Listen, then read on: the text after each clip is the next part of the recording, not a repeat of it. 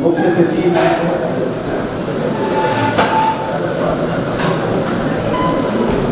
शैलेंद्र जी काली साहब, जो यहाँ पर पहले अपने क्लासेस भी लेते थे। जब फैकल्टी खाली 1 या 2 फैकल्टी हुआ करती थी, उस टाइम यहाँ रेगुलर मोहम्मद श्रीमाली जी थे, उनके साथ में क्लासेस भी लेते थे।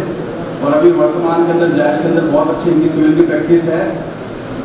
और दूसरे अपने मुख्य अतिथि हैं वो हैं कंवरलाल जी सारस्वत साहब, इनकी बहुत अच्छी प्रैक्टिस यहाँ पर सिविल की है। जो भी राजस्व के मामले हैं उसके संबंध में अगर किसी बच्चे को कोई जानकारी लेनी है, कुछ सीखना है, तो आप लोग इनसे संपर्क कर सकते हैं, इनसे सीख सकते हैं।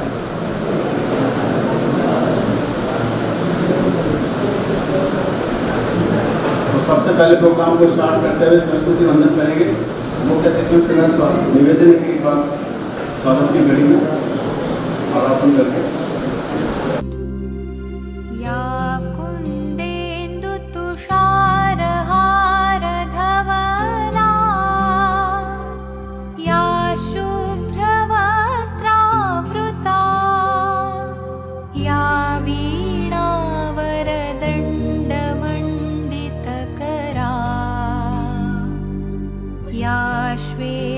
पद्मासना या ब्रह्माच्युत शंकर प्रभृतिभिः देवैः सदा वन्दिता सा मां पातु सरस्वती भगवती निःशेषजाड्यापहा।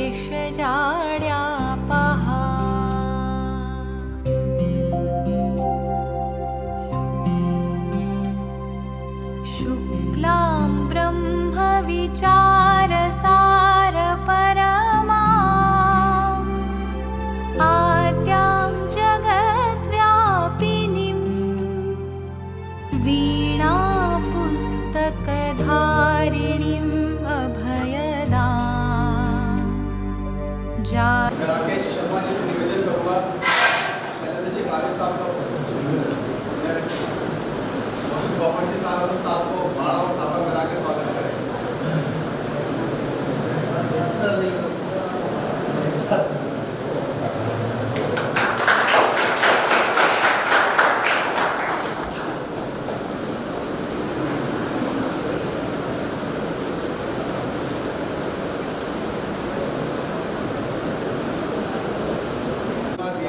शैलेंद्र जी काली साहब को माला और साफा करा के स्वागत करें।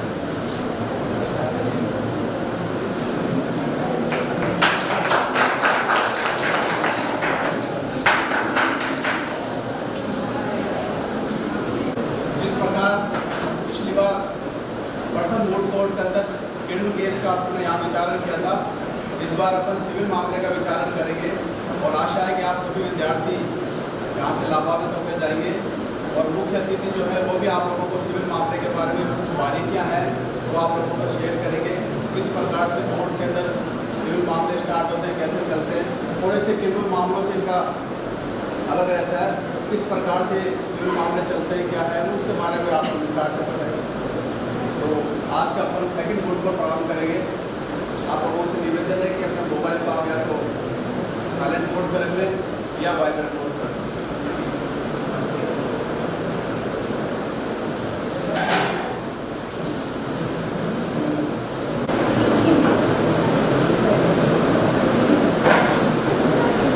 आज की कार्रवाई प्रारंभ की जाए।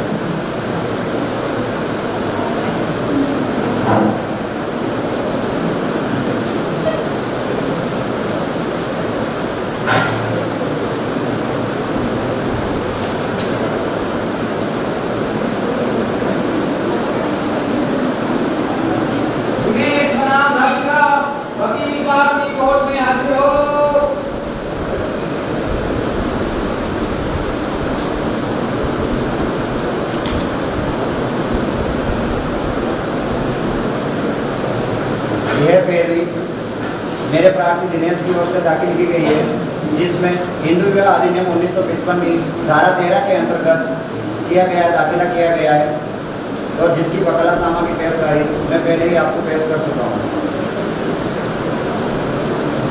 पत्रावली अपराधिनी की हाजिरी होने होने हेतु अगली दिनांक 4/8/2022 को रखी जाती है।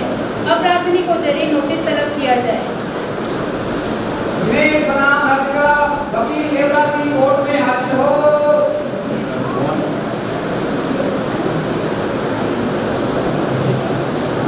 श्रीमान जी, इस मामले में अपराधी की ओर से हिंदू विवाह अधिनियम 1955 की धारा 13 के अंतर्गत किए गए दावे के विरुद्ध मैं अपना दावा अपराधी की ओर से प्रस्तुत करता हूँ। अपराधी की ओर से पैरवी के लिए मेरा वकालतनामा प्रस्तुत है।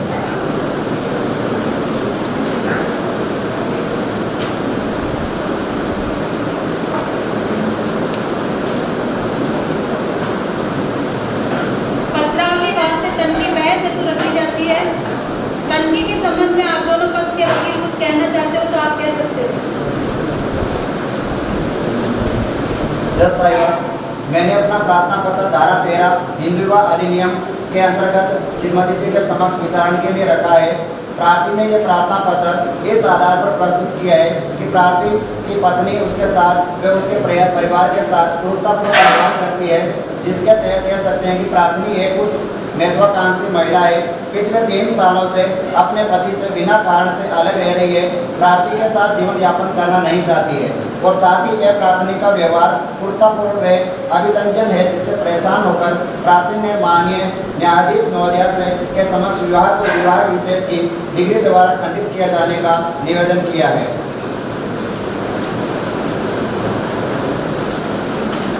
श्रीमान जी, अपराधी के द्वारा जो प्रार्थना पत्र प्रस्तुत किया गया है उसके जवाब में मेरा यह कथन है कि अपराधी का दावा पूर्णतः मनगढ़ंत और काल्पनिक तथ्यों पर आधारित है। वास्तव में अपराधी का क्रूरतापूर्ण व्यवहार नहीं होकर अपराधी का ही अपराधी के प्रति क्रूरता का व्यवहार है, ताकि अपराधी ने ही उसे मारपीट कर घर से निकाल दिया है। इसलिए वे अपने माता पिता के पास रहने के लिए मजबूर हो गए। इस तरह विद्यजन का दोष भी अपराधी ही है। इसलिए अपराध में दावा पेश करके अपराधी ने न्यायालय से निवेदन करती है कि अपराधी के दावे को खारिज किया जाए। तनकी पर बहस सुनने के पश्चात न्यायालय द्वारा निम्न तनकी बनाई जाती है। तनकी विधायक तथ्य: दिनेश बनाम राधिका, दिनांक 14/10/2022, वार संख्या 2022-956। प्रार्थी द्वारा प्रस्तुत दावे तथा अपराधी के द्वारा प्रस्तुत जवाबदेही के आधार पर निम्नलिखित तनकी बनाई जाती है। आई अपराधिनी ने मानसिक व शारीरिक क्रूरता का व्यवहार किया है। आई अपराधिनी अभित्यजन का दोषी नहीं है। न्यायालय प्रस्तुत मामले में क्या अनुतोष प्रदान करे?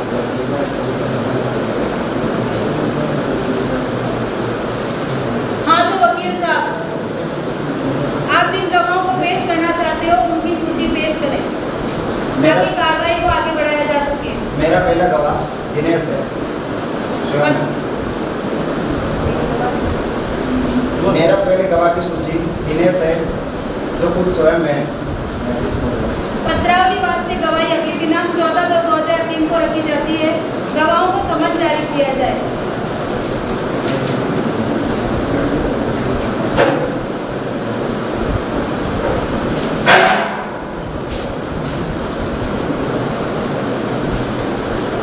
कार्रवाई शुरू की जाए।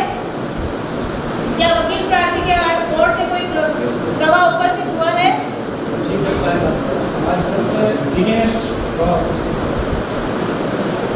अनुमति है। दिनेश बनाम राधिका गवाह दिनेश कोर्ट में हाजिर हो।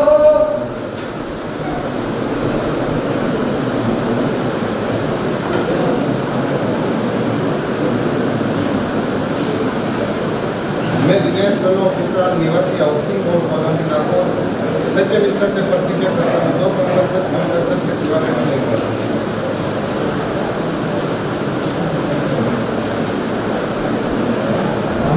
आपका विवाह श्रीमती राधिका के साथ हुआ? 15 नवंबर 2020 को हिंदू रीति रिवाज के अनुसार मेरा विवाह राधिका के साथ। आप विवाह के बाद कहाँ रह रहे? हम विवाह के बाद हाउसिंग बोर्ड कॉलोनी में स्थित हमारा निवास स्थापित है। न्यायालय में शांति बनाए विवाह के रखें। बाद राधिका का आपके साथ कैसा व्यवहार रहा? शुरू में तो व्यवहार राधिका का बहुत ही अच्छा रहा। मैंने तो सोचा मेरी लाइफ सेट हो गई है, ये सरकारी नौकरी के साथ साथ एक अच्छी बीवी भी मिल गई है। लेकिन बाद में राधिका ने अपना रंग दिखाना शुरू किया। धीरे धीरे ये मेरे और मेरे परिवार के साथ उपेक्षापूर्ण व्यवहार करने लगी और मुझ पर दबाव डालने लगी कि मैं इसके साथ अलग मकान में रहूँ। राधिका का व्यवहार आपके साथ उपेक्षापूर्वक हुआ? इसका सही कारण तो राधिका ही बता सकती है, लेकिन मेरे अनुसार राधिका एक 8 क्लास पढ़ी लिखी महिला है जिसे दुनियादारी की ज़्यादा समझ नहीं है, और फिर भी ये बहुत ही महत्वाकांक्षी है। हम संयुक्त परिवार में रहते हैं और इस संयुक्त परिवार की जिम्मेदारियों का निर्वहन नहीं करना चाहते। आपकी पत्नी राधिका किस तरह का जीवन यापन करती है? देखो दिल साहब, मैं एक मिडिल क्लास फैमिली से बिलोंग करता हूँ।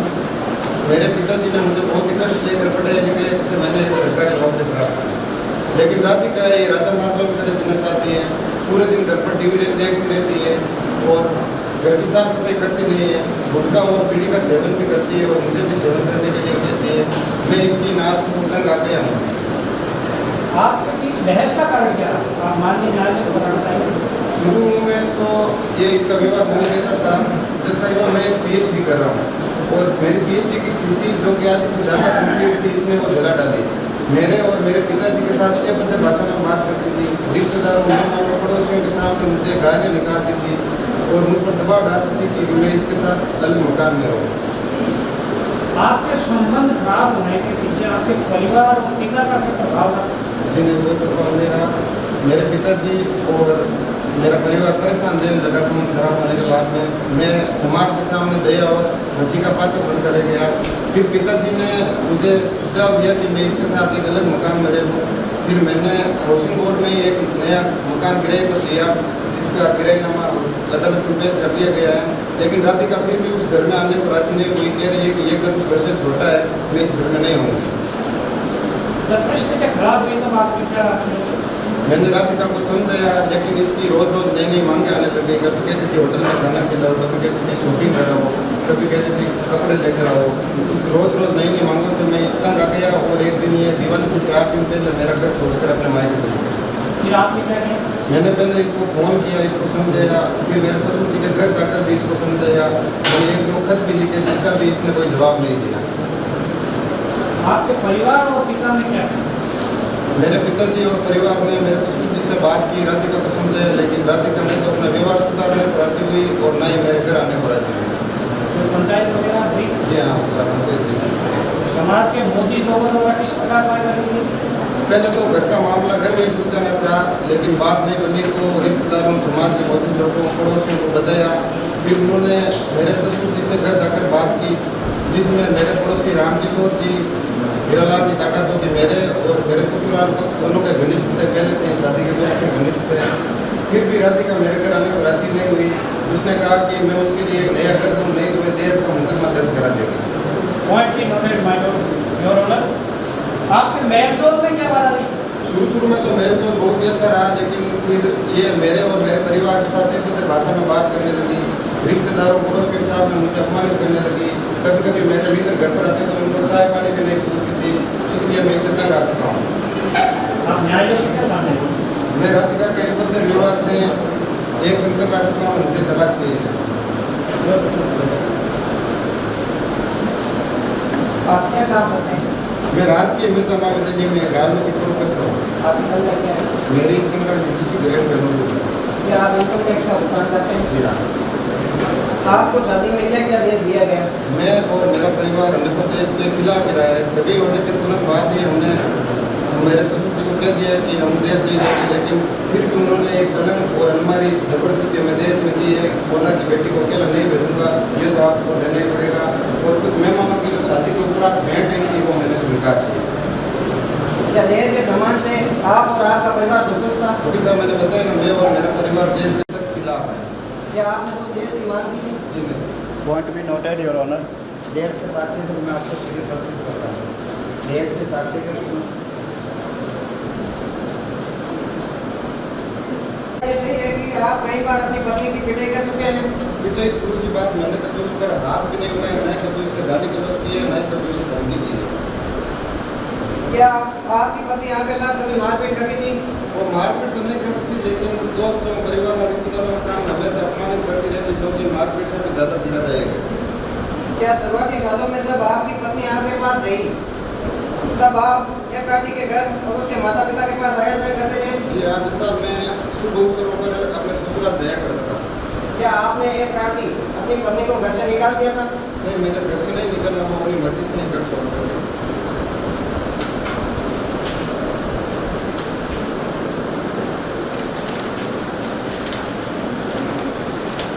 साहब आपके अगले गवाह कौन है?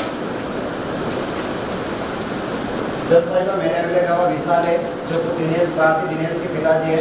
उन्हें मैं कोर्ट में पेश करने की इजाजत चाहता हूँ। अनुमति है। दिनेश बनाम राधिका गवाह विशाल कोर्ट में हाजिर हो।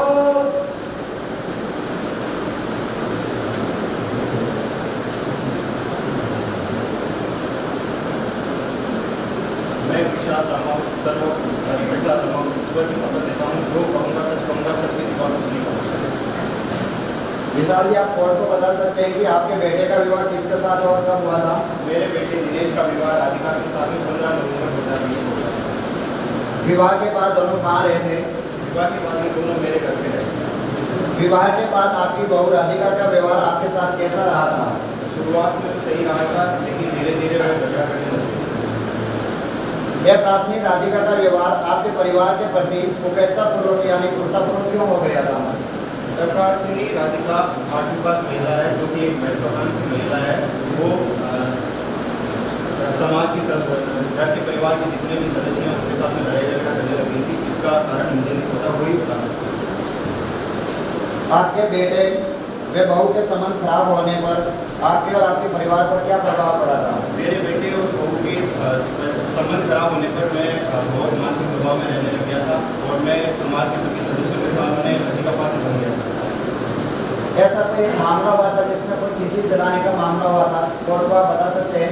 हाँ, एक बार मेरे बहू ने अखबारों की पुरानी कटिंग थी, उनके साथ में जो मेरे बेटे ने तीसरी स्थिति थी उनको जला दिया था। ऐसी परिस्थिति खराब होने पर आपने क्या किया था? मैंने उन दोनों को समझाया था, लेकिन वह समझ नहीं पाई थी और रूठ करके अपने भाई के चले गई। दीपावली पर तो सभी बेटियां अपने ससुराल आ जाती है, लेकिन आपकी बहू थी वो यहाँ से वापस ससुराल आने की बजाय फिर क्यों चली गई थी? वो जब दीपावली नज़दीक आई थी जब साहब, तब मैंने उनको बोला था कि आप घर की सफाई कर लीजिए, लेकिन वो घर का सफाई करने के लिए राजी नहीं थी। वो कह रही थी कि घर में नौकर रख लो। ये मेरे लिए संभव नहीं था। मैंने उसको समझाया कि अपना रूम को साफ कर लो, तो वह मैं दीपावली के 4 दिन पहले रूट के घर पे चली गई। फिर आपने क्या किया था?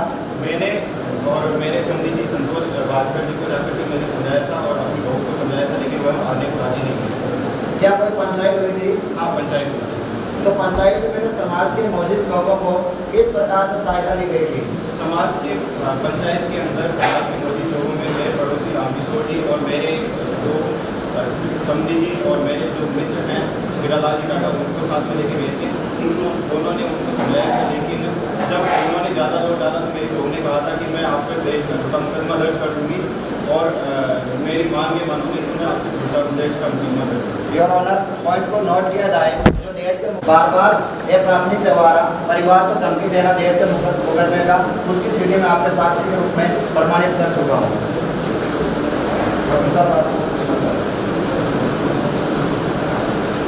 दिनेश और राधिका की शादी में क्या क्या दहेज दिया गया? जज साहब, मैं एक बड़े लिखे परिवार से हूँ। मैं दहेज की बिल्कुल खिलाफ हूँ। मैंने दहेज की कभी भी मांग नहीं की थी। जब सगाई में थी तो मैंने समधी जी को बोला था कि हम दहेज नहीं देंगे और ना ही देते हैं, पर समधी जी ने जबरदस्ती करके हमें अलमारी और पलंग का बोला था कि आपको लेना ही पड़ेगा, और मैंने अपनी बेटी बहू और समधी जी के कारण से दहेज दिया था, जो कि मैं वापस न्यायालय के आदेश पर मैं वापस उनको देने के लिए तैयार हूँ, और मैंने उसकी सीढ़ी भी न्यायालय में चुका। क्या दहेज के सामान से आप और आपका परिवार संतुष्ट था? आपके परिवार में अन्य पुरुष सदस्यों का दहेज क्या है? जज साहब, जैसे मैंने बताया था कि मैं एक बड़े लिखे परिवार से हूँ। हम लोग दहेज ना तो लेते हैं ना देते हैं, तो हमने कोई मांग नहीं की थी। वो तो एक मुझे सारी उम्र टीस रही थी कि मैंने दहेज दिया है उनसे, जो एक पलंग और अलमारी थी, और वो मुझे सारी उम्र पर टीस रही। क्या आपने कुछ मांग की? जी नहीं जज साहब, हमने कोई मांग नहीं की। क्या यह सही है कि आपका बेटा आपकी बहू की कई बार पिटाई कर चुका है और आप भी अपनी बहू पर हाथ उठा चुके हैं? नहीं जज साहब, ये गलत है। हमने कभी भी अपनी बहू राधिका को कभी मारा नहीं है, और ना ही मेरे बेटे ने उस पर हाथ उठाया। क्या आपने एक प्रार्थना को घर से निकाल दिया था? नहीं जज साहब, हमने उसको लगा घर से नहीं निकाला था, वो अपने आप ही घर से निकल गया। धन्यवाद। वकील साहब, आपके अगले गवाह कौन है? मेरे अगले गवाह रामकिशोर है, जो दिनेश का पड़ोसी है, जिसे मैं कोर्ट में पेश करने की इजाज़त चाहता हूँ। अनुमति है।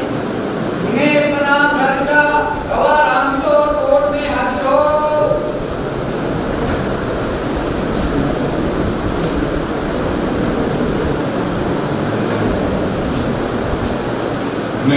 मैं रामकिशोर बचावा पुत्र रामदेव बचावा जो कहूँगा सच के सिवा कुछ नहीं।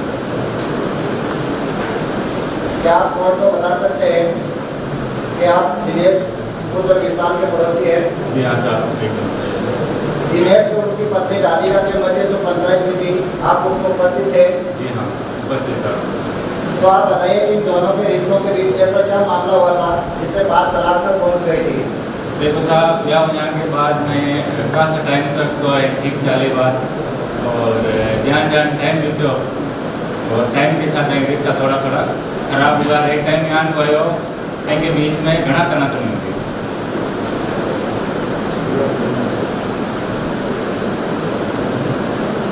क्या ये सही है कि आप एक प्रार्थी राधिका के खिलाफ दवाई देने इसलिए आए हैं क्योंकि आप राधिका की नींव की साड़ी चुराते हुए राधिका द्वारा रंगे हाथों पकड़ लिए गए थे और बदला लेने के लिए यहाँ झूठी गवाही देने के लिए आए हैं? देखो साहब, ये बात में दम बने वो बात एकदम गलत है, क्योंकि देखो राधिका पहले आगे बनारसी साड़ी और मैं हाँ प्योर मारवाड़ी जिका मारवाड़ को वेशभूषा पहनना पसंद कराया हम और नो चुन्नी और माँ के घर में ने बनारसी साड़ी बर्तनों को भी वही काम। क्या दिनेश और राधिका की खटपट आपको साफ होने देनी थी? एकदम तो साफ होने, लेकिन हाँ कह सकूँ कि भाई राधिका की आवाज़ भी महीने तेज पड़ती।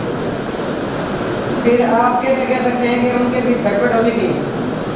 बात है यानी कि कभी भी राधिका के अगर बातें होती घर की लोगों के बीच में तो हमेशा राधिका का बुराई करती, चुगली करती आप सासू की दिनेश की। कभी छोटी बात सुनी होनी तो कह सका राधिका गले की जड़ है उसके।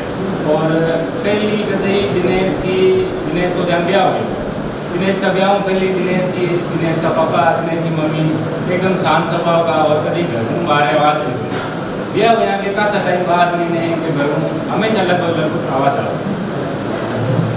फिर आपको कैसे पता चलता है कि खटपट शुरू करने वाला कौन है, इसमें वास्तविक दोषी कौन है? हो सकता है प्रार्थी और उसके परिवार के सदस्य किसी अनुचित दबाव के लिए उसकी बहू को भेड़ करते हुए हो, या एक प्रार्थी राधिका देवी उसका प्रत्युत्तर दे रही है। जब तक दिनेश और एक परिवार ने जाना तो एक स्वभाव देखकर मैं कह सका कि भाई दिनेश और एक घराड़ा की तरफ यहाँ कोई अनुचित दबाव में राधिका ने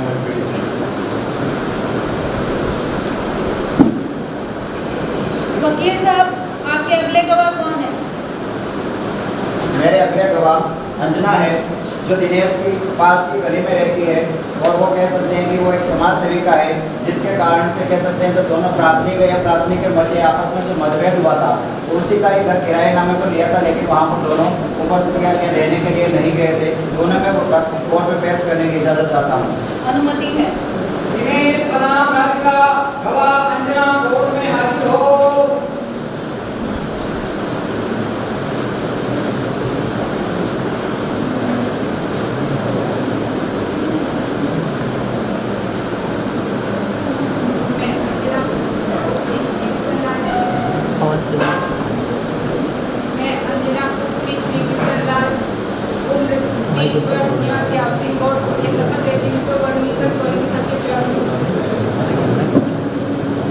आपका नाम? मेरा नाम है। क्या आप प्रार्थी दिनेश को जानती है? अरे ये कैसा सवाल है वकील साहब, मैं नहीं जानती और कौन जानेगा। जितना कहा जाए उतना ही जवाब दीजिए। आप दिनेश को कैसे जानती है? अरे वकील साहब, मैं तो दिनेश के साथ बड़ी हुई हूँ। असल में क्या है वकील साहब, मैं आप कहाँ रहती है? अभी तो इसी पत्रकार वाले ने पूछा था कि आप कहाँ रहते हैं, तो मैंने बताया कि आसिमगढ़ नागौर है। तो आपने भी सुना ही होगा। आपसे जितना पूछा जाए उतना ही जवाब दीजिए। आसिमगढ़ में कहाँ रहती है? ये जो तलाक का मुकदमा लेकर आए हैं दिनेश, उसके घर की अगली गली में रहते हैं। तो क्या आपका दिनेश के घर आना जाना है? अरे होगा क्यों नहीं। हाँ वकील साहब, मैं तो समाज से सभी पड़ोसियों के घर आना जाना लगा रहता है।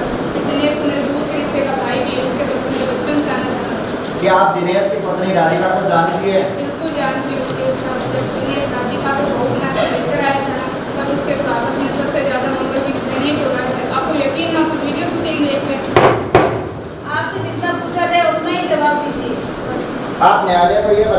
दिनेश और राधिका के आपस में रिश्ते कैसे थे? जी रिश्ते तो पति पत्नी के मेरा मतलब है कि उनके रिश्ते मधुर थे या तनातनी के थे? जैसे भारतीय समाज में बाकी पति पत्नी के रिश्ते होते हैं वैसे दिनेश और राधिका का रिश्ता था, लेकिन उनके बीच में लड़ाई झगड़े कुछ ज़्यादा ही थे। तो क्या आपके सामने कभी दिनेश और राधिका के मध्य कोई झगड़ा हुआ था? नहीं मेरे सामने तो नहीं हुआ था, लेकिन ऐसा होता था इनका झगड़ा चल रहा और मैं बीच में पहुंचा। इस बीच किस बात को लेकर झगड़ा हुआ था? वो क्या है ना वकील साहब, राधिका कम पढ़ी लिखी औरत है, ये घर के काम तो कम करती है, गाली गलौज करती है, गाली गलौज बोली को लेकर इनके बीच झगड़ा हुआ। बोली को लेकर झगड़े से क्या मतलब है? अब क्या ही बताऊँ वकील साहब, राधिका कम पढ़ी लिखी औरत अभी तो होता है, काम तो करती नहीं है, बड़ा मेहमान से गाली गलौज करती है, दिनेश के साथ गाली गलौज करती है। आप भी बताओ वकील साहब, खड़े लेके उनसे परिवार को घूमे ऐसे गाली गलौज करती है, अच्छी लगती है कि मैंने बोला है बहुत बार राधिका को मेरे पास आ, मैं सिखा दूँगी, अपनी मैं समाज सेविका हूँ, मैं सभी औरतों के साथ उठना बैठना, अपनी राधिका मेरे पास भी आई है। तो आप बता सकते हैं कि आपको भी कभी राधिका ने गाली गलौज या अभद्र भाषा में प्रयोग किया है? अभी तो बताया वकील साहब, कराए सभी मेहमानों के साथ ऐसा ही व्यवहार करती है, फिर मैं किस लिए अच्छी मूली, मेरे साथ भी गाली गलौज करी है इसने। क्या ये सही है कि दिनेश ने 2023 में घर का किरायानामा पेश किया था, वो आपके घर का है? क्या वकील साहब सही है? क्या उस घर में प्रार्थी व प्रार्थी ने निवास के लिए रहने के लिए आए थे? मैं वो घर तो देख के गई थी राधिका, पर उसका घर छोटा लगा तो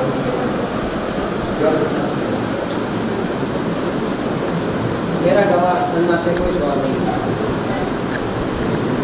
वकील साहब, आपके अगले गवाह कौन है?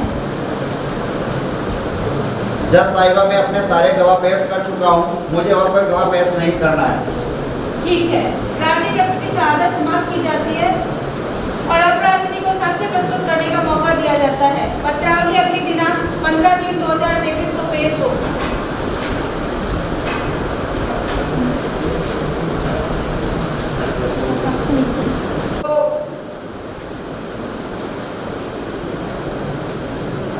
धन्यवाद श्रीमान।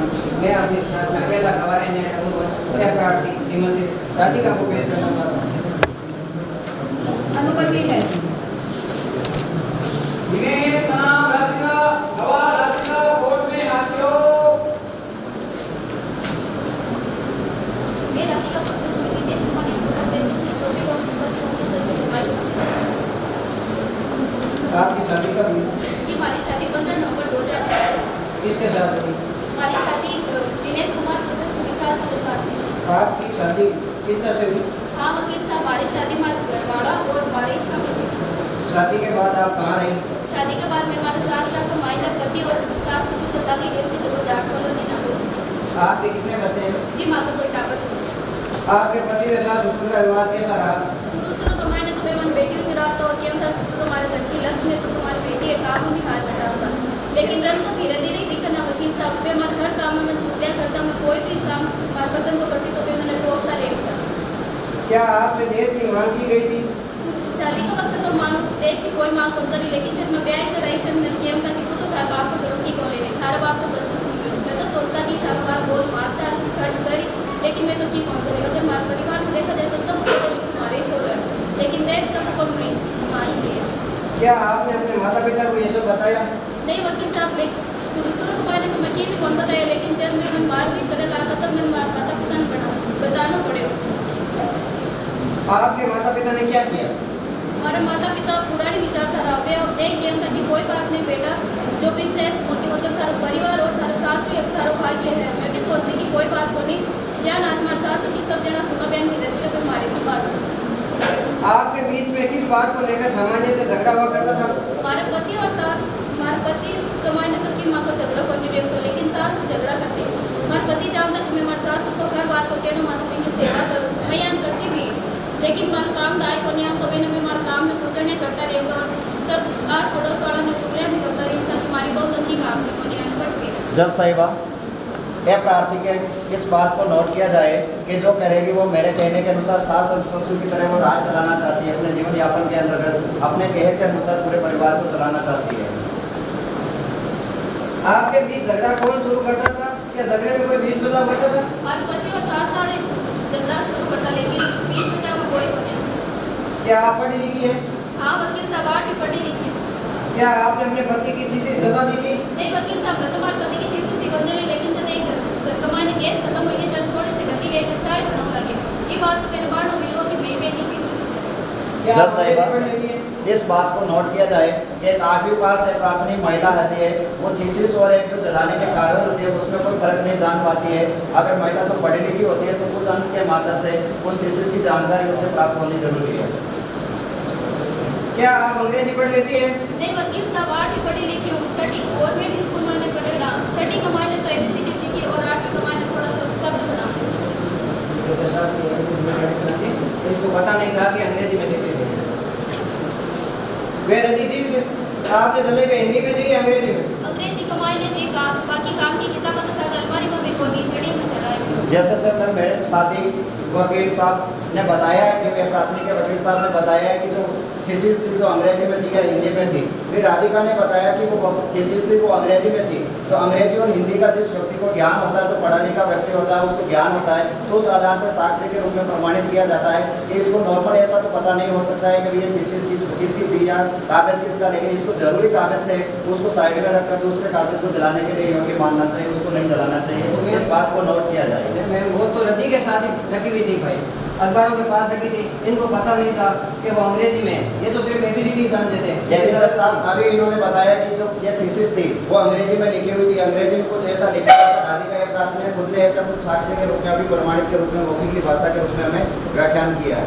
तो उनको मैडम इन्होंने यही बताया है कि इनको सिर्फ ABCD का अक्षर पता था, इनको पूरी फाइल का नॉलेज नहीं था कि ये थीसिस है तो काम की फाइल है, ये अखबारों के साथ रखी थी तो इन्होंने जला दी। जिस साक्ष्य के साथ में ये कहते हैं, मेरे साथी वकील साहब ये चीज़ कहते हैं कि जो थीसिस थी वो अंग्रेजी में थी या हिंदी में थी, वो हिंदी के साथ में इन्होंने भी राधिका ने बताया कि ये साक्ष्य अंग्रेजी में था, कुछ लिखा हुआ अंश मात्र अभी मौखिक रूप से बताया कि कुछ लिखा हुआ अंश अंग्रेजी में प्राप्त हुआ था। तो अंग्रेजी के आधार पर इसे पता चलता है कि अंग्रेजी थीसिस, हाँ मैं मानता हूँ कि इनको ये पता नहीं हो सकता है 8वीं पास महिला है कि ये काम की चीज़ किस काम की चीज़ थी, थीसिस थी या नहीं थी, लेकिन अंग्रेजी और हिंदी का जो लिखा हुआ मास्टर होता है, अखबार और थीसिस के अंदर जो जानकारी होती है वो दोनों अलग चीज़ होती है।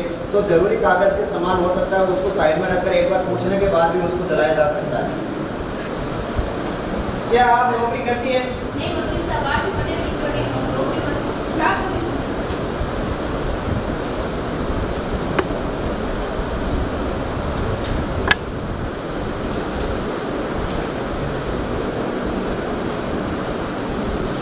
राधिका जी आपने बयान में बताया कि आपकी शादी आपकी स्वेच्छा से हुई है, ये सच है?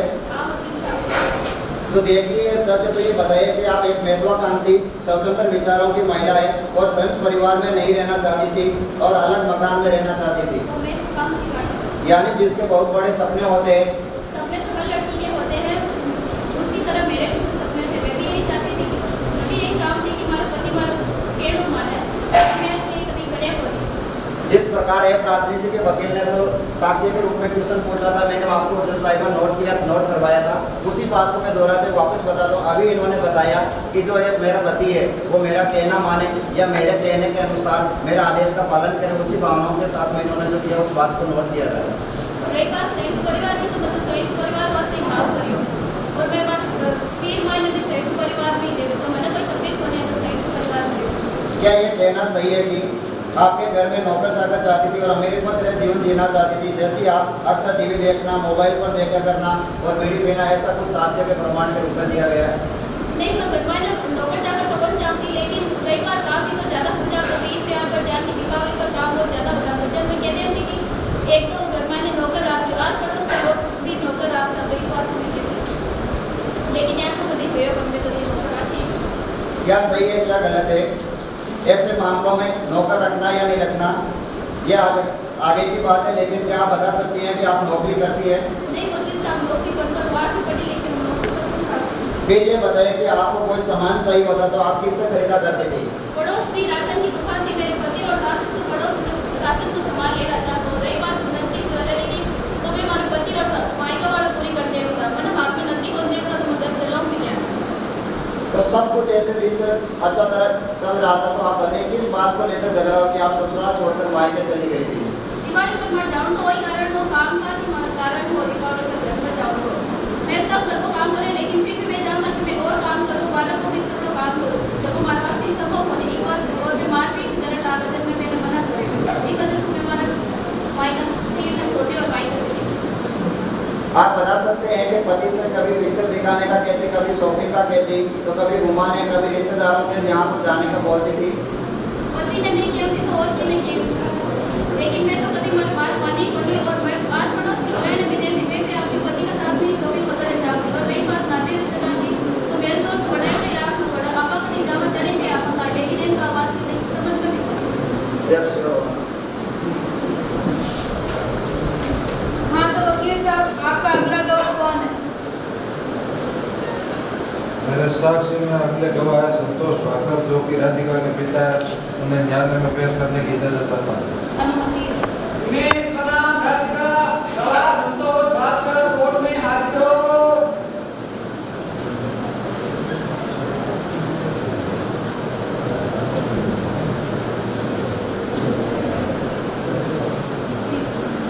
मैं संतोष कुमार भाकर इस पुरुषार्थ से मानकर प्रतिज्ञा करता हूँ जो कुछ करूँगा सब करूँगा आपकी बेटी राधिका की शादी कब हुई? मेरी बेटी राधिका की शादी से 15 नवंबर 2020 को हाउसिंग बोर्ड निवासी विशाल जी के बेटे दिनेश के साथ मेरे घर घाट पलानी। शादी के बाद आपकी बेटी दामाद की जोड़ी कैसी रही? 5-6 महीने तो ठीक रही, कुछ जैसे चला, लेकिन उसके बाद जो मेरी बेटी राधिका के तो उसके जो जीवन पर एक पहाड़ टूट गया, परिवार में कलह रहने लग गया और धीरे धीरे वो ज़्यादा होने से प्राप्ति और आपके दामाद ने बताया कि आपकी बेटी की दिवाली के 4 दिन पहले से लेकर अब तक आपके यहाँ पर है, क्या यह सही है? हाँ सही है। क्या आपकी बेटी जब आपके घर पर लौट आई तब से लेकर आपके बीच कोई सामाजिक पंचायत हुई है? हाँ पंचायत हुई थी एक बार, जिसमें मेरे संबंधी विशाल जी, उनके परिवार के सदस्य, वहाँ के गणमान्य लोग और ये हमारे जो बराबर पहचान वाले हैं हीराराज दादा, वो सब मिलकर आए थे, पंचायत की थी। उसमें अधिकतर लोग थे वो हमारे संबंधी विशाल जी उनके पक्ष के थे और एक हमारे जो मिलने वाले थे दादा, वो भी पता नहीं उनको क्या पढ़ते पढ़ाई, वो भी उनका पक्ष लेने शुरू हो गए और बाकी लोगों ने मेरी बेटी पे पता नहीं क्या इल्जाम लगाना शुरू कर दिया, तुम्हारी बेटी है वो ज़्यादा पैसा करती है, उसकी भी देखती है, काम नहीं करती, वो नहीं करती है, इस प्रकार पंचायत का क्या नतीजा रहा? नतीजा कुछ नहीं रहा। क्या 2023 की संपन्न के बाद आपका दामाद दिनेश कभी आपकी बेटी को मनाने आपके घर आया? मनाने तो कर दिया अपने साथ, लेकिन 2-3 बार पत्र दौरा किया, जो पत्र मैंने कोर्ट में जमा किया। आपने अपनी बेटी को क्या क्या दे दिया? फिर साहब मैंने अपनी बेटी को जितना हो सके उससे ज़्यादा, अपनी ऐसे से ज़्यादा पाई जोड़ के लोगों को दिया, पलंग है, सोने गहने हैं, जितने सब सभी लोगों के कपड़े हैं, उसके अलावा कूलर है, फ्रिज है, जितना हो सके मैंने दिया। क्या आपके समझे या दामाद द्वारा शादी के पहले दहेज की मांग की गई थी? दहेज की मांग सीधे तौर से तो नहीं की गई, लेकिन बातों बातों में बार बार वो कह रहे थे कि आपको शादी अच्छी करनी है, समाज में अच्छा मैसेज जाएगा, तो उसका मतलब मैंने समझ लिया कि मुझे कुछ ज़्यादा करना है। क्या आपके दामाद या उसके ससुराल वालों ने कभी आपकी बेटी के साथ मारपीट की? मारपीट के बारे में बेटी ने ऐसा कोई let's roll your witness please. हाँ तो क्या ये सही है कि आपकी बेटी राधिका 2023 की दिवाली के 4 दिन पहले अपने ससुराल छोड़ चुकी थी? हाँ शादी के बाद में जब पहली दिवाली थी उसमें मेरी बेटी राधिका कुछ मनमुटाव करके वो प्रेशर हो गए, अंत में मेरे घर पर आ गई थी। क्या आपकी बेटी राधिका के साथ मारपीट भी हुई? मारपीट के बारे में मेरी बेटी को नहीं। आपकी बेटी की शादी की सीढ़ी देखी उसमें साफ दिख रहा है कि प्रांति दिनेश और उसके पिता विशाल वो दहेज के लिए मना कर रहे हैं और आप जबरदस्ती अलमारी उनको या दहेज के लिए उनके दैनिक सामान दे रहे हैं। तो जबरदस्ती नहीं है, लेकिन वकील साहब इसमें एक प्रकार का सुकून होता है और समाज में एक ऐसी छवि होती है कि कुछ नहीं देंगे तो समाज वैसे जाएगा कि आपने अपनी बेटी कुछ नहीं दिया, वाले भी कहेंगे कि आपने कुछ नहीं दिया, तो मेरी मजबूरी थी मुझे देना पड़ा। जब तक आपके द्वारा दिए गए दहेज दिनेश और उसके पिता ने ले नहीं लिया तब तक आपने बेटी की विदाई तक नहीं होने दी। हाँ तो मैंने कहा नहीं, वो मेरी मजबूरी थी, समाज बंधन के कारण मुझे देना पड़ा। नहीं तो लोग कहते भाई कि आपने कुछ नहीं दिया अपनी बेटी को, ऐसे कहे। That's all, Your Honor. Repeat after me.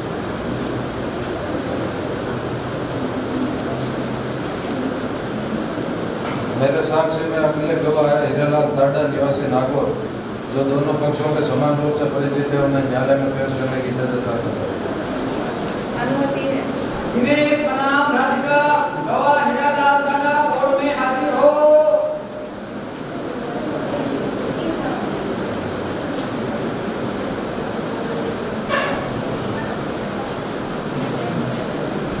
ताडा निवासी मुन्ना चौराहे नागौर, सत्य निष्ठा से प्रतिज्ञा करता हूँ कि जो भी कहूँगा सच के सिवाय कुछ नहीं कहूँगा।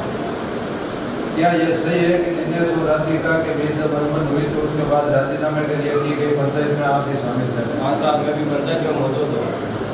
यह पंचायत कब की गई?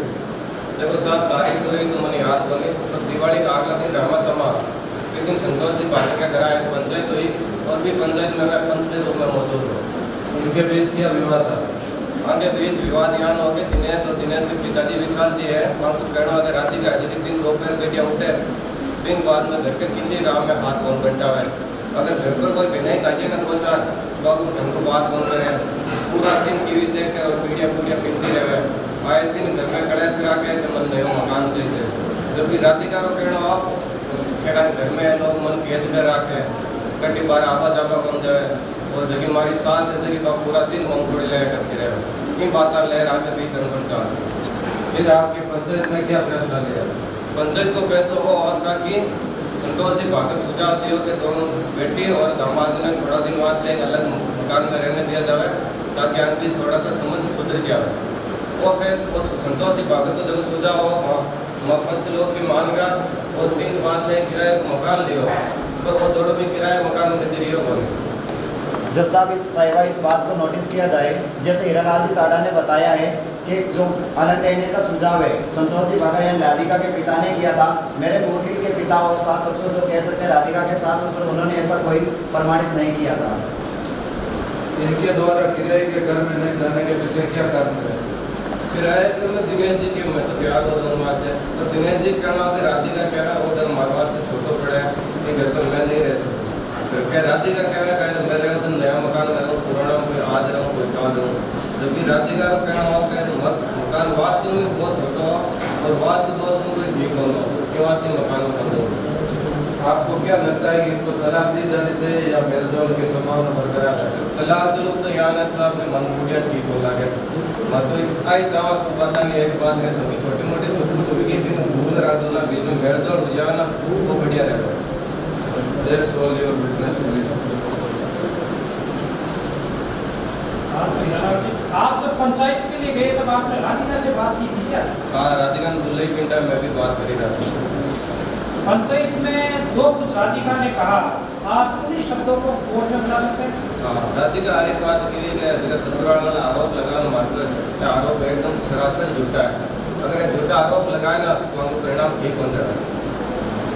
आप बहुत कुछ छिपा रहे हैं। राधिका ने जो उस वक्त कहा था वो साफ साफ देखो यार ने साहब की राधिका पेंटन दुखी है, अगर दुखी औरत है तो और शब्द बोल के ना बाबा अपन गलत मतलब नहीं निकालना चाहिए। आप कोर्ट को बयान ना दें, जो भी वहाँ बात हुई थी वो आप साफ साफ न्यायालय को बताइए। साहब न्यायालय समाप्त है राधिका जब शब्द बोलिया ना पेंटन थोड़ा होता शब्द बोलिया और पेंटन दुखी औरत है काम होता शब्द गलत मतलब नहीं निकालना चाहिए। राधिका आई कि धर्म जलान में वही मिली और मिली बने कोई आने ये घर में मैं और बीन पेपर यहीं घर में बीन को काई काम है। जब भी मांग घड़ी लुगाए बीच में दो चार में बात हो जाए तो सास की ज़्यादा ही 3-5 करे नौकरी नहीं थी 3-5 नहीं करनी चाहिए। अगर मैं माताड़ी पर आ गई ना तो नौकरी भारतीय मार्ग को ला देगा। मैं पता राधिका की That's all your honor. जला क्या था?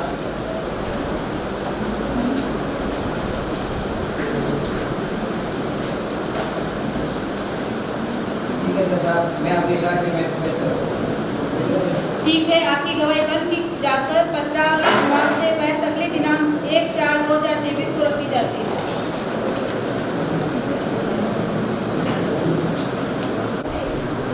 हिंदू विवाह अधिनियम 1955 के तहत 13 धारा 13(1)(i) के तथा 13 धारा 1(i) के तहत विवाह विच्छेद की डिग्री जो मेरे प्रार्थी दिनेश ने लगाई है उसके लिए मैं गवाह आपके हमारे यहाँ पर खुद दिनेश के अलावा और भी गवाह मैं आपको पेश कर चुका हूँ। उसके पिताजी तथा रामकिशोर मैं अंजना के रूप में पेश कर चुका हूँ। इस प्रकार के साक्ष्यों के साथ में जो यहाँ पर जो विच्छेद की डिग्री है उसको अनुमोदन के साथ में प्रस्तुत किया जाए। अर्थात कह सकते हैं कि गवाह दिनेश के अनुसार कहा गया कि राधिका है जो एक 8वीं पास महिला है, जो मिडिल क्लास की महिला है, जिसके आधार पर कह सकते हैं कि वो अपने साथ में क्रूरतापूर्ण व्यवहार करती है, अभद्र भाषाओं का भी प्रयोग करती है तथा अर्थात हम ये चीज़ भी मान सकते हैं कि जो क्रूरतापूर्ण या उपेक्षापूर्ण व्यवहार जो अपना राज्य चलाना चाहती है, जो कह सकते हैं कि दिनेश के जो मुवक्किल है, जो दिनेश है उसके साथ में जो उनके जो पैसे है, जो नौकरी है, उसकी जो इच्छा है वो उसके साथ में प्रस्तुत करना चाहती है या उसके रूप में रोक दिखाना चाहती है। इसके अलावा भी हम मान सकते हैं कि जो राधिका के उपेक्षापूर्ण के कागज या कह सकते हैं कि जो पड़ोसियों के साथ में जो लड़ाई झगड़ा है उसको भी रोकने के लिए दिनेश ने कुछ साक्ष्य प्रस्तुत किए थे, जिसके कैसे उनको मनाया भी था लेकिन वो नहीं मानी। हर बार अपने अपने कथनों में शब्दों के अंतर्गत वो अलग चीज़ में हावी होना चाहती थी। इसके अलावा कह सकते हैं कि जो दिनेश के पिता है विशाल AW2 मेरे जो गवाही के रूप में मैंने पेश किया था, उन पेशकारों के साथ में जो बताया था कि विशाल जी ने स्वयं में बताया कि घर के कामकाज की महिलाओं के रूप में उसकी बात को लेकर वो यहाँ से छोड़कर चली गई थी। हानि हो सकता है कि घर के अंतर्गत छोटे मोटे बातों होती रहती है, लेकिन उन बातों के साथ में एक चीज़ ये जाहिर होती है कि जो छोटी सी चीज़ें होती है कि घर का कामकाज होता है वो गृहिणी महिलाओं को भी करना पड़ता है। हो सकता है कि कुछ समय तक पुरुष भी नहीं रहता तो उसका साथ निभा सकता है। सास ससुर जी उन्होंने काम करने के लिए बोला था, अपने कमरे की सफाई के लिए भी बोला था, लेकिन उन्होंने अभद्र भाषा का प्रयोग करते हुए वो दीपावली से 4 दिन पहले क्या चली गई थी, मायके चली गई थी। न्यायालय में शांति बनाए रखें तथा अर्थात हम मान सकते हैं कि राधिका है वो अपना खुद मन गढ़ंत कहानियों के साथ में विवाह के मुकदमों के साथ में जैसा भी बताया था कि उन्होंने पंचायत में भी ये कहा था कि विवाह के साथ में जो अपन कैसे दहेज का जुटा है, दिनेश में भी बताया था, वो मैं आपके सामने सीडी उस दहेज के रूप में जो साक्ष्य बताया था उसकी सीडी में आपको प्रस्तुत कर चुका हूँ। इसके अलावा मेरा गवाह था तीसरा AW3 रामकिशोर, जो कह सकते हैं कि जो एक राजस्थानी आदमी है जिसकी पत्नी भी एक राजस्थानी महिला है, जो साड़ी का लांछन लगा कि राधिका ने बोला कि जो मेरी साड़ी थी वो कौन ले गया था, रामकिशोर की पत्नी लेकर चली गई थी और अभद्र भाषाओं का प्रयोग किया था। फिर रामकिशोर ने बताया कि वो राजस्थानी है, उसकी पत्नी राजस्थानी महिला सिर्फ राजस्थानी पोशाक ही पहनती है। इन साक्ष्यों के आधार पर एक और गवाह मैंने अंजना के रूप में जो समाज सेविका महिला है उनको भी पेश किया, जो दिनेश की दूर की रिश्तेदार भी है। इन रिश्तेदार के पेश करने के बाद में बताया कि अंजना ने बताया कि राधिका वे हर किसी को भी गाली गलौज करना या उसको अंजना के द्वारा समझाने के बाद भी हर चीज़ को वो अपने शब्दों में क्रूरतापूर्ण व्यवहार करती रहती थी। इसके अलावा न्यायालय महोदय में यह चाहता हूँ कि जो दिनेश ने जो प्रार्थी ने मेरे को डिग्री विवाह विच्छेद की डिग्री के रूप में हमने साक्षी के रूप में जो मांगा है आपसे, उन्हें पेश करने की शहादत दी जाए। इसके अलावा A से B तथा B से C, A, B, C, D, E और कह सकते हैं कि तथा साक्ष्यों के रूप में जो विपक्ष मेरे मुवक्किल साहब जो कह सकते हैं प्रार्थनी के वकील थे, उन्होंने भी गवाह पेश किया था। उनकी बातों के जरिए भी मैंने आपको कुछ चीज़ें नोटिस और संशय मात्र आपको प्रदान करवाया था। उन्हीं को देखते हुए हिंदू विवाह अधिनियम 1955 धारा 13(1)I तथा 13(1)I के तहत विवाह विच्छेद की डिग्री में संलग्न करने की प्रतिष्ठा करें। वकील प्रार्थी अपनी बहस कर चुके हैं, वकील अब प्रार्थी अपनी बहस शुरू करें। श्रीमान जी, मेरे साथी वकील ने जिस तरह न्यायालय में को गुमराह करने की कोशिश की वह काबिले तारीफ है। ऑब्जेक्शन माय योर ऑनर, मेरे फाजिल दोस्त वकील साहब ने जो ये चीज़ कहा है ये सरासर गलत है। मैंने सिर्फ पत्रावली के अनुसार ही कुछ कार्य आपको यहाँ पर बताया था। पत्रावली के अलग से मैंने कुछ कोई आपको साक्ष्य प्रमाणित के रूप में नहीं कुछ पेश किया है, उसी के अंदर मैंने कार्य किया है। ऑब्जेक्शन सब्सटेंस, प्रार्थी वकील अपनी बहस को पत्रावली में वर्णित तथ्यों तक ही सीमित रखें। ठीक है तो साहिबा, मैं अपनी इस बात का पूर्ण प्रयास करूँगा। जैसा कि हमें बताया कि दिनेश AW1 दिनेश गवाह और उसके पिता AW2 गवाह दोनों ने मनगढ़ंत कहानी स्वयं कहानी दोहराई थी। उन्होंने रटी रटाई कहानी न्यायालय को बताई गई थी। और इसके बाद AW3 जो प्रस्तुत किया गया था वो है गवाह जो मेरे अपराधी है राधिका से बैर रखता था, इसलिए उनका बदला देने के लिए या न्यायालय में छुट्टी गवाही देने के लिए आया था। उसके बाद AW4 जो गवाही देने के लिए आए वो घर के हिस्से का किराएनामा ही बताया था और उससे ज़्यादा उन्होंने कुछ नहीं बताया। तो उन्होंने बताया कि उनके घर पे जो ऊपर था बनाया हुआ घर, उनका वो किराएनामा ही पेश कर सके हैं। साथ इसके साथ ही NAW1 के बयान और NAW3 के बयान जो एक स्वतंत्र रूप बयान है, उन्होंने जो बयान दिए हैं उससे साबित होता है कि वकील प्रार्थी ने क्रूरतापूर्ण व्यवहार किया है और ये खुद स्वीकार किया है। कि परिवार वालों ने दहेज लिया है, ये प्रार्थी के घर नहीं, और वे स्वयं घर नहीं जाकर पंचायत भेजकर उनसे बताना चाहते हैं कि ये खुद अपने घर को छोड़कर चली गई थी। इससे प्रार्थी की मंशा प्रकट होती है कि वे अपने दावे को रंगत देने के लिए झूठे गवाह पेश किए थे। इस तरह प्रार्थी का दावा सरासर झूठे और मनगढ़ंत तथ्यों पर आधारित है। वास्तविकता यह है कि पीड़ित एक प्रार्थी है जिसके साथ इस तरह का क्रूरतापूर्ण व्यवहार किया गया है कि उसे घर छोड़कर जाने के लिए मजबूर होना पड़ा है।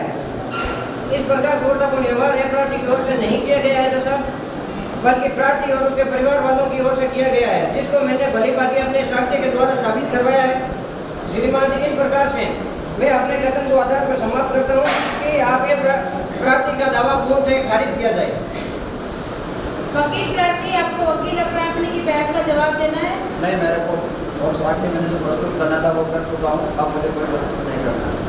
पत्रावली वास्ते निर्णय आगामी दिनांक 19/4/2023 को पेश हो। दोनों पक्षों के वकील अपने मुवक्किल के साथ उपस्थित रहे। दिनेश बनाम राधिका वकील प्रार्थी एवं प्रार्थी दोनों कोर्ट में हाजिर हो।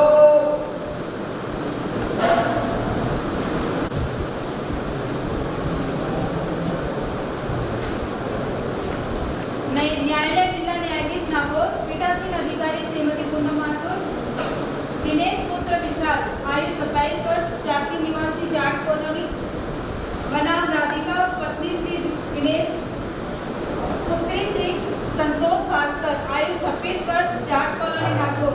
प्रार्थना पत्र अंतर्गत धारा 13(1) आई क एवं 13(1) आई ख हिंदू विवाह अधिनियम 1955।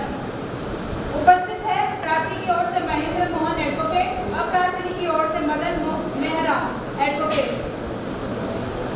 दिनांक 19/4/2023।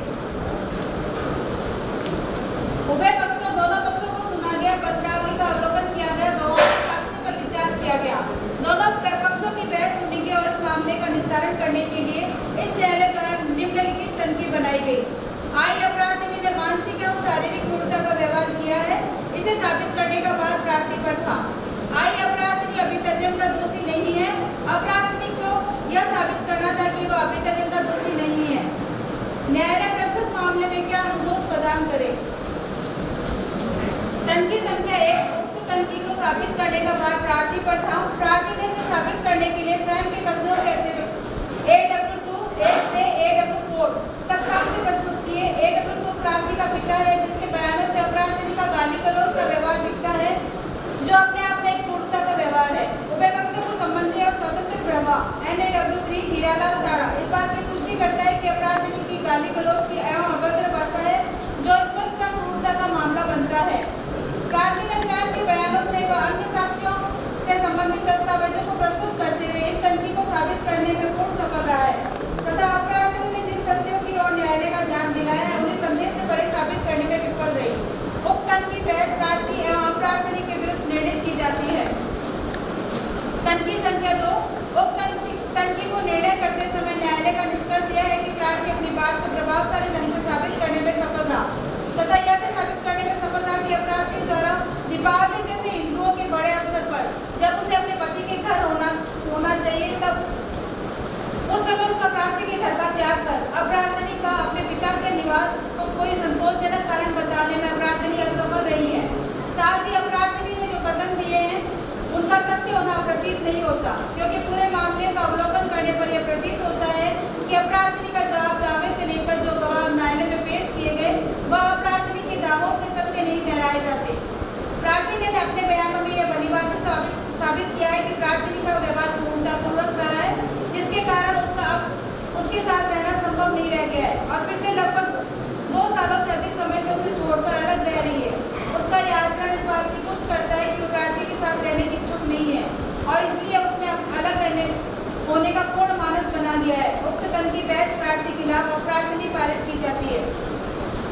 तनकी संख्या 3, उक्त तनकी में न्यायालय को निर्णित करना है कि प्रार्थी को क्या अनुदोष पाने का अधिकार बनता है। इस संबंध में मेरा निष्कर्ष है कि प्रार्थी अपने मामले को पूरी तरह संदेह से परे साबित करने में सफल रहा है और अपराधी अपने मामले को संदेह से परे साबित करने में असफल रही है।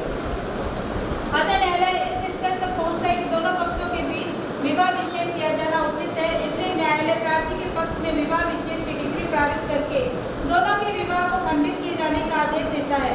निर्णय के पश्चात दोनों का संबंध पति पत्नी का नहीं रहेगा तथा शेष अनुतोष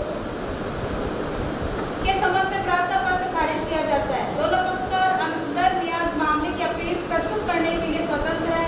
यह निर्णय आज दिनांक 19/4/2023 को खुले न्यायालय में पढ़कर सुनाया व समझाया गया है। पारिवारिक न्यायालय नागौर। डिग्री प्रार्थी को हस्त 13 हिंदू विवाह अधिनियम में विवाह विच्छेद किए जाने का आदेश पारित किया जाता है। खर्चा मुकदमा पक्षकारगण अपना अपना वहन करेंगे। यह डिग्री आज दिनांक 19/4/2023 को मेरे हस्ताक्षर द्वारा जारी की गई है। पारिवारिक न्यायालय नागौर।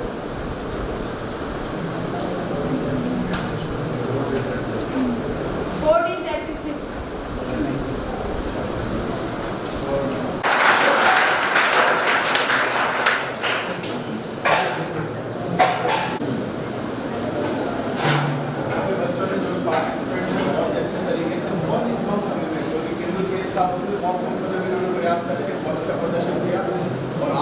केस है उसके अंदर भी लगभग शायद 7 या 8 दिन मुश्किल से जो वर्किंग डेज है तो 5 या 6 दिन होंगे शायद उसके अंदर बहुत अच्छे तरीके से जो भी इनकी तरफ से सभी प्रयास हो सकता था उन्होंने किया।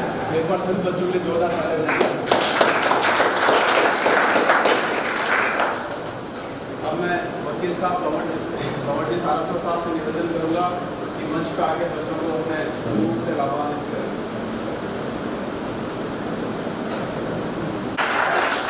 महाविद्यालय के प्राचार्य और प्रोफेसर महोदय व भावी अध्यक्षों, आज आपने मूल कोर्ट के जरिए ये बता दिया कि वास्तव में आप मेहनत करना जानते हो, मेहनत करते हो। जो आपने केस रखा वो एक पारिवारिक न्यायालय का रखा, वो सेक्शन 13 का रखा। उस केस में जो प्रक्रिया होनी चाहिए उस प्रक्रिया का आपने अडॉप्ट किया और जिस प्रकार प्रार्थी का वकील अपने जो तर्क प्रस्तुत कर रहा था, जो उसका प्रेजेंटेशन था, वो वास्तव में वास्तविक कोर्ट की तरह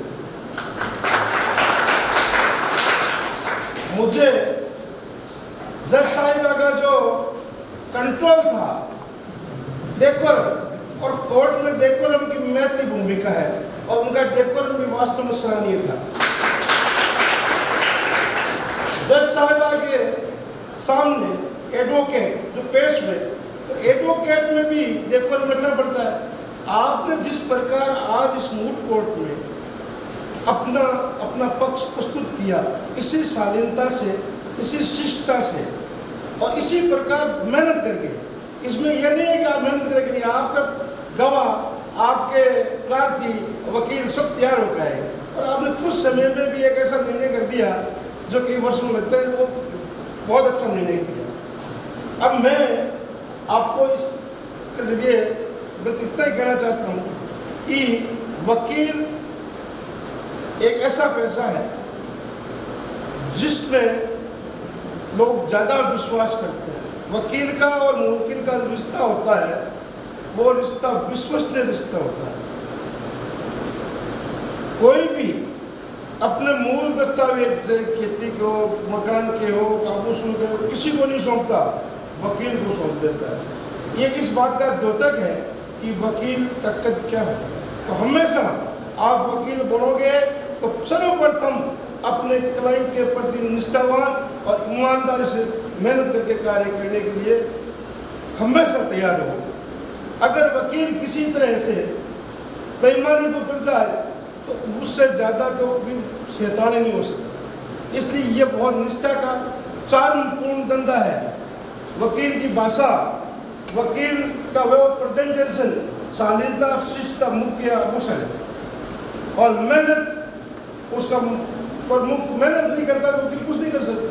आज आपने मूट कोर्ट भी किया तो भी आपको बयान कैसे देने हैं उस प्रकार उनको समझाया, जिले की तो उसी अनुसार की। तो ये हमेशा ही ऐसा ही होगा। आप तैयारी करके आओगे, गवाह को समझाओगे और फिर ही आगे आप इस पेश होंगे। तो मुझे तो आज इस विद्यालय में आकर के मूट कोर्ट देखा, मैंने लोग यहाँ से की थी लेकिन हमारे समय मूट कोर्ट नहीं थे। आज जब देखा तो मैं आप प्राचार्य महोदय और जितने भी आपके प्रोफेसर महोदय, इनको बहुत बहुत धन्यवाद देता हूँ। सच्चे शिक्षक हैं और सच्चे गुरु हैं। सच्चे शिक्षक, सच्चे गुरु वे हैं जो बारीकी से अपने शिष्य को ज्ञान देते हैं। और जो आपने डेकोरम बनाए रखा, कोर्ट में शांति बनाई रखी, इसके लिए मैं आपसे ये कहता हूँ कि हमारी भावी पीढ़ी, हमारे छोटे भाई जब कोर्ट में आएंगे तो वास्तव में इनका कार्य करने की जो शैली होगी वो अनुकरणीय होगी। इसके लिए भी आपको धन्यवाद। जय भारत। धन्यवाद साधु साहब। अब मैं काली साहब से निवेदन करूंगा कि आपके अपने अनुभव शेयर करें। महाविद्यालय के प्राचार्य व अन्य प्राध्यापक, मेरे भाई मोहनलाल जी शाश्वत, अन्य उपस्थित हिंदी महाविद्यालय के छात्रों छात्राओं, सबसे पहले तो मैं महाविद्यालय प्रशासन का धन्यवाद व्यक्त करता हूँ, जिन्होंने 5 साल बाद मुझे वापस इस महाविद्यालय में आने का अवसर दिया। मैं लगभग लगातार 15 साल तक यहाँ क्लासें ले चुका हूँ, लेकिन उस समय और आज की परिस्थितियों में और छात्रों में काफ़ी अंतर देखने को मिल रहा है। हमारे टाइम में ऐसे मूड कोर्ट यहाँ कभी नहीं होते, लेकिन जिस तरीके से आज छात्रों ने मूड कोर्ट की तैयारी की और उसको पेश किया, वास्तव में नागौर को देखते हुए प्रशंसनीय है। सबसे पहले तो मूड कोर्ट की जो स्क्रिप्ट जिन्होंने बनाई वो धन्यवाद के पात्र हैं। उन्होंने अच्छी कथा लिखी इसकी और उस कथा पे आगे आप देखें। अब बात सिविल की चल रही है, तो सिविल हो चाहे फौजदारी, आप अंतिम वर्ष के विद्यार्थी और सबने CRPC CPC पढ़ी है, एविडेंस एक्ट भी पढ़ लिया होगा। CPC है क्या? जो देखा तो बहुत संक्षिप्त चीज़ है। एक पार्टी जिसके किसी उसको लगता है कि मेरे सिविल अधिकार का हनन हुआ है, तो वो कोर्ट में जाके अपना दावा या याचिका जो भी है वो पेश करेगा। कोर्ट उसकी पिटीशन को दर्ज करके अपोजिट पार्टी को नोटिस देता है। अपोजिट पार्टी आके अपना जवाब पेश करती है। दावा हो तो जवाब दावा हो जाएगा, पिटीशन हो तो उसका जवाब हो जाएगा। उसके बाद उन दोनों दावे और जवाब दावे में जो विवाद के बिंदु हैं, एक पार्टी कुछ कथन कर रही है, दूसरी कथन कर रही है, तो उन विवादकों को कोर्ट तय करता है कि इनके बीच विवाद के ये बिंदु हैं। तो उन बिंदुओं पर दोनों पक्षों की साक्ष्य लेने के बाद कोर्ट निर्णय पारित करता है। सार तो CPC का यही है। उस प्रक्रिया के दौरान कई नई नई चीज़ें आ जाती है। कभी कोई दस्तावेज पेश होने से लेके तो प्रार्थी की ओर से ऑर्डर 7 में दस्तावेज पेश होंगे, और प्रार्थी ने पहले टाइम पे पेश नहीं किए तो ऑर्डर 8 में पेश करेगा। तनखियाँ एविडेंस के स्टेज पे अगर किसी पार्टी को लगती है कि तनखियाँ प्रॉपर नहीं बनी है तो ऑर्डर 14 में तनखी अमेंडमेंट के लिए आएगा। अगर कोई पार्टी अपनी प्लीडिंग को सुधारना चाहता है तो ऑर्डर 16 में अपनी प्लीडिंग को सुधारने के लिए आएगा। तो कुल मिला के तो वही बात है, दावा जवाब दावा, तनखियाँ, साक्ष्य और फैसला। उस पूरी चीज़ को पूरा करने के लिए बीच में लंबी चौड़ी प्रक्रिया है, जिसके कारण मामले लंबे हो जाते हैं। अब रही बात आज के मूड कोर्ट की, तो कुछ मुझे तकनीकी कमियां लगी, जिनमें सबसे पहला तो जो आपने पेश की थी पिटीशन, तो पिटीशनर के वकील साहब ने अपनी उस पिटीशन को बार बार डिक्री कहा था।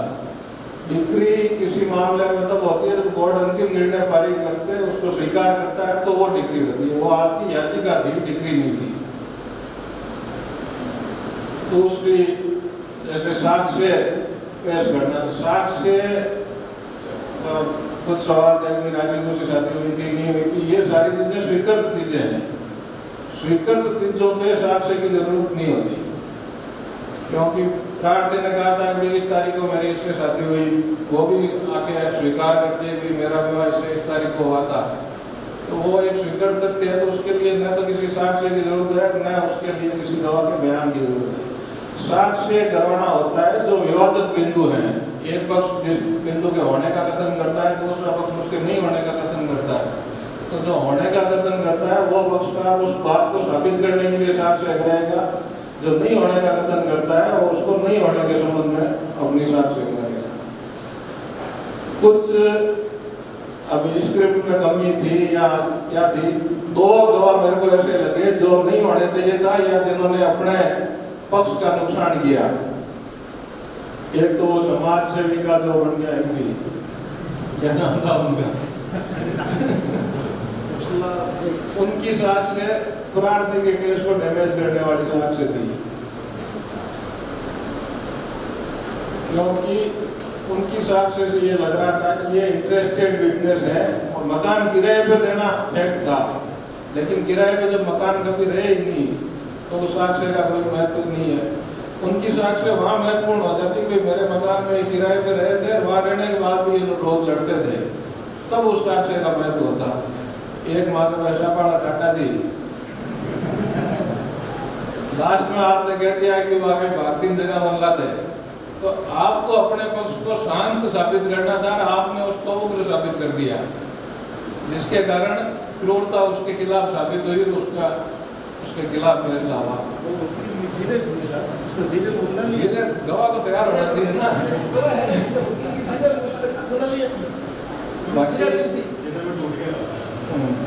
बाकी कुल मिला के नागौर के विधि महाविद्यालय का ये कैंप मोटकोट अच्छा आयोजन रहा और वकालत के व्यवसाय के संबंध में बात चली। तो उसके लिए सबसे जरूरी है आप किसी भी व्यवसाय में जाओ, आप उस व्यवसाय से पहले एक अच्छे नागरिक बनने का प्रयास करोगे, तभी किसी भी व्यवसाय में जाए, आप वकील बनोगे, डॉक्टर बनोगे, अगर आप अच्छे नागरिक हो तो अपने हर धंधे में आप अच्छे होगे। अब छात्र राजनीति में समस्या ये होती है कि अपन गाड़ी का के बड़ी सी नंबर प्लेट नाम प्लेट लगा लेते हैं, अध्यक्ष महासचिव, फिर रोड पे गाड़ी खड़ी कर लेते हैं, सामने से भाईला आ गया, उससे बातें कर रहे हैं, पीछे से किसी ने आके हॉर्न बजा दिया तो अपन आंखें ऐसे निकालेंगे जैसे कोई बहुत बड़ा नुकसान उसने कर दिया हॉर्न बजा के। तो ये चीजें इसी स्टेज पे आपको सीखने की है कि यहाँ से आपका आचरण सभ्य और जिम्मेदार नागरिक का रहेगा, तभी आप आगे जिम्मेदार नागरिक बन पाओगे। इसलिए अगर आप एक नागरिक के रूप में जिम्मेदार हो गए, वकील के रूप में आप अपने आप ही जिम्मेदार और सफल हो जाओगे। इसी के साथ मैं अपनी बात समाप्त करता हूँ। धन्यवाद।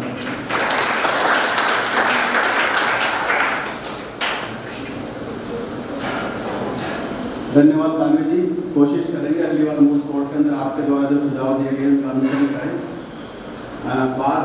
सबसे बड़ी बात यह है कि जितने में भी पिछली मूल कोर्ट में और इस मूल कोर्ट में भी जो मुख्य अतिथि और लोग यहाँ के स्टूडेंट रह चुके हैं, तो अगर कोई पुराने स्टूडेंट अगर ये कहता है कि जब मैंने LLB करी थी आज अगर मैं यहाँ आया इतने सालों बाद में तो मुझे कुछ परिवर्तन या कुछ अच्छा देखने को मिला है, तो ये बहुत खुशी की बात है हम लोग कॉलेज वालों के लिए भी। निरंतर प्रयास में है कि कुछ अच्छा करें, अच्छे वकील हम तैयार करें। ये जो मूल भावना मूल कोर्ट की रही है, उसके पीछे मैं सबसे ज़्यादा अगर श्रेय इस साल देना चाहूँगा तो डॉक्टर उमेश सिंह जी को देना चाहूँगा। सभी जो भी हमारे स्टाफ के मेंबर्स हैं सभी का बहुत अच्छा सहयोग रहा है। उमेश जी से मैं निवेदन करूँगा आगे थोड़े दो शब्द आप लोगों से शेयर करें। उमेश जी।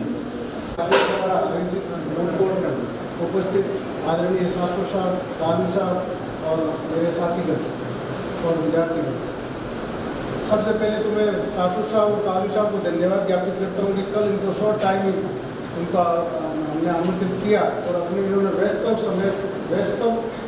समय में टाइम निकाल के अपने कॉलेज को समय दिया और अपन को जो मूल कोर्ट है उसकी बारीकी के बारे में जो सुझाव दिए वो वास्तव में सराहनीय है। और मैं इंश्योर करता हूँ कि भविष्य में आपके जो सुझाव दिए उनकी हम पालना करके और अच्छी तरीके से मूल कोर्ट आयोजित कराएंगे। धन्यवाद।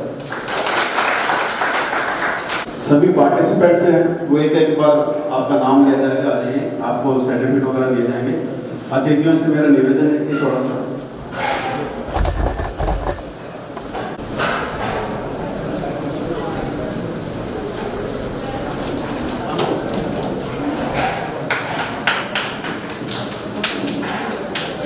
संतोष बाकर,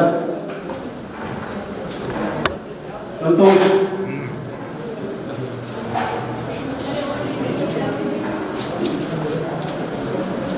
अंजना अग्रवाल, मनसीबा, अंजना,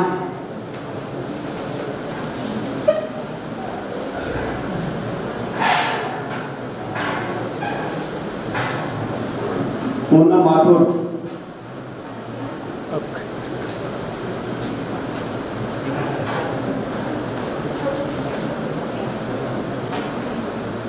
राम किशोर कच्छावा,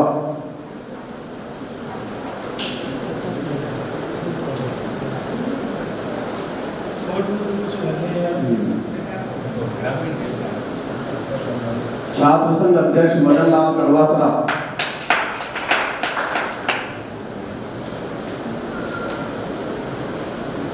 महराम गौरव,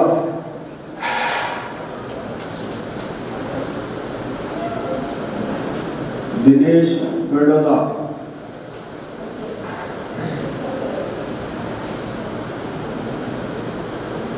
कुलदीप शर्मा,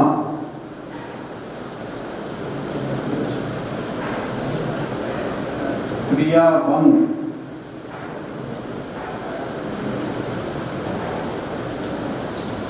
अंकिता जैन,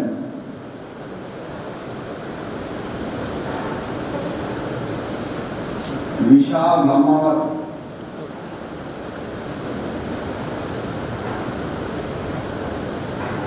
महेंद्र चौधरी,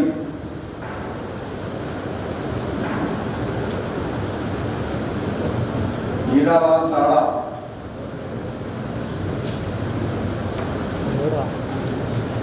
मोहन राम मेघवाल,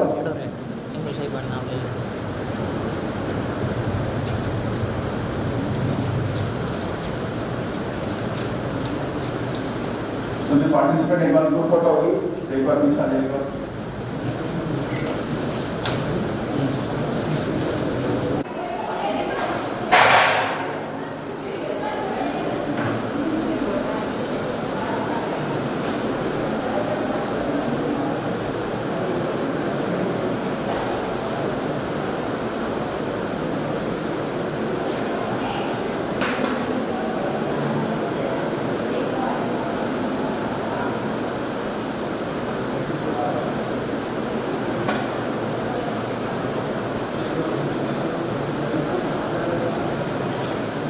आयो कौन?